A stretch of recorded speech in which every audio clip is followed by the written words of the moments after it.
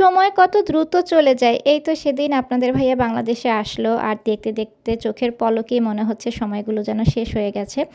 ১ মাসের ছুটিতে এসেছিল আপনাদের ভাইয়া। তো আজকে হচ্ছে তার ফ্লাইট। আর ফ্লাইট হচ্ছে একদম রাত ৩টা ৩০ এর দিকে অর্থাৎ ভোর রাতের দিকে। তো এখন কিন্তু এখানে ব্যাগপত্র সমস্ত কিছু গুছানো হয়ে গেছে। আমরা কিছুক্ষণ পরেই হচ্ছে এয়ারপোর্টের উদ্দেশ্যে রওনা করব। আর আমার দেবর এসেছে তার ভাইকে হচ্ছে বিদায় দেওয়ার জন্য। এই যে বিদায়ের আগ মুহূর্তটা আপনাদের সাথে শেয়ার করছি।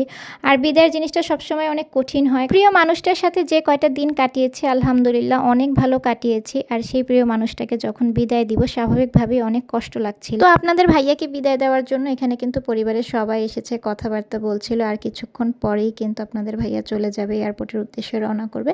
আর এখানে আমার দেবর কিন্তু আমাদের ছোট রাজকন্যাকে কোলে নিয়ে আছে। চুল ফালানোর পর এই প্রথম কিন্তু ছোট চাচার কোলে উঠেছে। আর এখানে দেখতে পাচ্ছেন MS হার্বাল স্লিমিং টি। আপনাদের ভাইয়া বাংলাদেশে আসার পর থেকে কিন্তু সে এই স্লিমিং টিটাই খেয়েছিল, কারণ এই স্লিমিং টিটা খেলে কিন্তু শরীরের অতিরিক্ত মেদ, ভুঁড়ি, চর্বি সমস্ত কিছু কমে যায়। আর এই স্লিমিং টি বানাতে কিন্তু একদমই ঝামেলা নেই, একদমই সহজ উপায় বানিয়ে নেওয়া যায়। শুধুমাত্র 1.5 কাপ পানি চুলার মধ্যে জাল করে 1 কাপ পরিমাপ করে নিয়ে এর মধ্যে কিন্তু 1 চামচ স্লিমিং টি পাউডার দিয়ে কিছুক্ষণ জাল দিয়ে নামিয়ে ফেললেই কিন্তু স্লিমিং টিটা রেডি হয়ে যায়।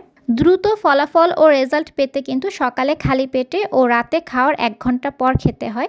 সেক্ষেত্রে আপনাদের ভাইয়া যতদিন বাংলাদেশে ছিল সে কিন্তু এভাবেই খেয়েছে, এবং সে আজকে যেহেতু বিদেশে চলে যাচ্ছে তাকে যাওয়ার সময়ও কিন্তু আমি প্যাকেট করে এই MS হার্বাল স্লিমিং টিটা দিয়ে দিচ্ছি। আর অনেক আপুরাই কিন্তু জানতে চায় বেবি হওয়ার পরে যাদের ভুঁড়িটা একটু বেড়ে যায়, পেটটা উঁচু হয়ে যায়, তারাও কিন্তু স্লিমিং টি খেয়ে নিতে পারেন। আর বাচ্চাদের বয়স 6 মাস পূর্ণ হলে কিন্তু স্লিমিং টি খাওয়া যায়। আমার বেবির বয়স 6 মাস পূর্ণ হলে আমিও কিন্তু কন্টিনিউ করব। আর এই স্লিমিং টি পেয়ে যাবেন MS হার্বাল টি এই পেজে। পেজ লিঙ্কটা কমেন্ট বক্স এবং ক্যাপশনে দিয়ে দিব। ডেলিভারি চার্জ একদম ফ্রি।